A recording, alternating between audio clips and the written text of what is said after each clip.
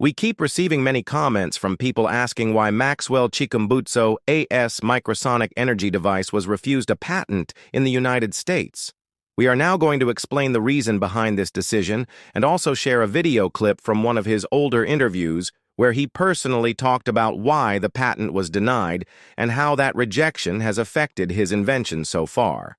According to Maxwell, the main reason was that the U.S. Patent Office labeled his creation as a perpetual motion machine, basically a machine that is said to run forever without needing any outside source of power. The United States Patent Office has long had a strict rule that does not allow patents for perpetual motion machines because they are believed to go against the laws of thermodynamics and the rule of energy conservation. The conservation principle clearly says that energy cannot just appear or vanish. It can only be converted from one form to another. In other words, the overall energy in a closed system always remains the same. However, Maxwell's microsonic device is said to pull energy from the surrounding radio frequencies without any usual input of fuel or electricity. Normally, energy that can be captured from radio signals is only in the range of microwatts, which is far too small to power any real machine. Yet Maxwell insists that his device is able to boost that energy into megawatts, enough to run a car or even a generator that could supply power to hundreds of houses. This appears as if the machine is creating energy from nowhere, which is a direct contradiction of the energy conservation principle. Simple science says energy cannot be made out of nothing, but his invention claims to provide usable electricity to vehicles and homes without charging or fuel, which seems to break this law of physics. He claims to have discovered a way to do it, and if that is the case, the Patent Office most likely viewed it as nothing more than a perpetual motion machine, something history has shown many times to be impossible. Perpetual motion ideas have been attempted for centuries, but they always failed because they would require endless energy or would need to bypass the natural laws of physics. In his interview, Maxwell admitted that the rejection of the patent greatly limited his chances of making his invention a commercial success. Without official patent rights, he could not properly protect his intellectual property, which made it much harder to attract serious licensing deals or large investors. Now, I'm going to play a portion of that interview where Maxwell gives his personal account. Listen carefully and decide for yourself whether this is an example of a groundbreaking discovery being held back by very rigid patent laws, or whether the Patent Office was right in its judgment. You know, we do have laws that guide these things. There was a time I explained on my Facebook page so people could understand exactly how patent law works. There are some inventions which, by rule, are not allowed to be patented. For instance, if you come up with an idea that automatically creates a monopoly, it is not allowed. If you invent something totally new, but it could cause danger to people, it is not allowed. In the same way, our device was placed into a group of technologies that seem to break known physical laws. Since patent examiners are trained to judge based on natural laws, they said our invention breaks the rules of energy and thermodynamics, so they declared it is not directly proportional and therefore not suitable for industry. They said for it to be accepted, we would have to revisit science itself and rewrite those basic rules. Yes, the machine works, but because it appears to do so by reversing everything we know, they said it cannot be patentable. So they simply called it a perpetual motion device, and that is why the patent was delayed or denied. We then tried to look for the best way to still bring it to market. Later, we agreed the best method was to rely on industrial design protections. Just like Coca-Cola did with their recipe, they never patented the formula, but kept it a company secret. So we decided to use that route for our device. About 70% of the parts in the microsonic machine are placed under trade secret protection. This means we do not reveal the full formula or the details of how those components are made, or even the materials we use. They remain hidden as classified information. This was the challenge we faced, and it affected us a lot. I can give a very clear example.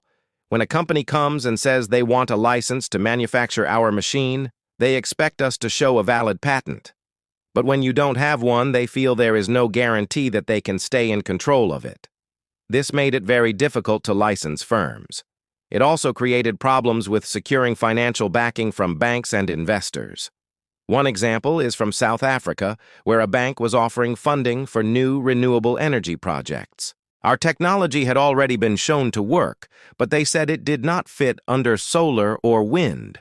So to them, it was too unusual, and they would not support it. These are the obstacles we went through. If we had been granted a patent, we could have moved much faster. But we had to find a way around it. As I said, we took the trade secret path. Some parts of the machine are also designed to be self-destructive, which means if anyone tries to tamper with it, the part destroys itself. This was one of the ways we thought could help protect the invention. I want to be honest and direct. We never received any serious support in our own country, not from institutions or from leaders. Most of the help we got came from people outside Africa. In fact, most of our true partners and believers are in Europe and the United States. We reached out to many scientists and even invited them to come and test our machine, and some accepted the invitation.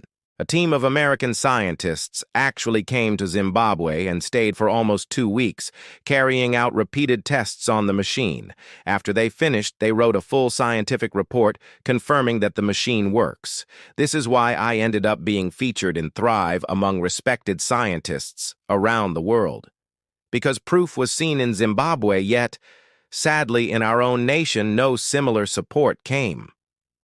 I visited the Ministry of Science and Technology and many other government offices, but nothing useful happened. Instead, we kept hearing promises with no real action. While foreign experts came from far away with their own equipment to confirm that the machine really operates properly, our local offices did not even make the effort to travel just a few kilometers to see it for themselves. This is very disappointing. It means, as Africans, if we continue ignoring our own inventors, then Africa will keep falling behind. This invention could make a huge difference apart from saving foreign currency. It could help boost the entire economy. Think of agriculture, where there is always shortage of energy. Think of industries which need power. If energy costs drop so much because of this technology, then more investors will rush to Zimbabwe and want to build factories here. Production would be much cheaper, and we could attract many foreign companies. But unfortunately, Maxwell's invention was not given the chance to progress beyond experimental stages. The potential benefits to humanity of a free energy source that could replace fossil fuels were dismissed simply because it did not fit within the current understanding of physics principles. Those who hold the power to evaluate and grant patents were unwilling to step outside the boundaries of known science, even in the face of evidence that seemed to contradict those very principles. In conclusion, Maxwell's story raises important questions about the nature of innovation, the role of skepticism in the scientific community, and the importance of challenging established paradigms. His invention, though controversial and not widely accepted, represents a bold attempt to push the boundaries of what is possible and to seek solutions to pressing global issues. Whether or not the microsonic device ultimately proves to be a viable and revolutionary breakthrough, Maxwell's story serves as a reminder to embrace curiosity, to question conventional wisdom, and to remain open to the possibility that even the most radical ideas may hold some truth. Now I will ask you, what are your thoughts on Maxwell's microsonic energy device? Do you think the patent office made the right decision by denying his patent, or was it wrong to dismiss his invention without further investigation? Also, how do you think his story reflects the broader challenges faced by innovators who dare to challenge established scientific paradigms?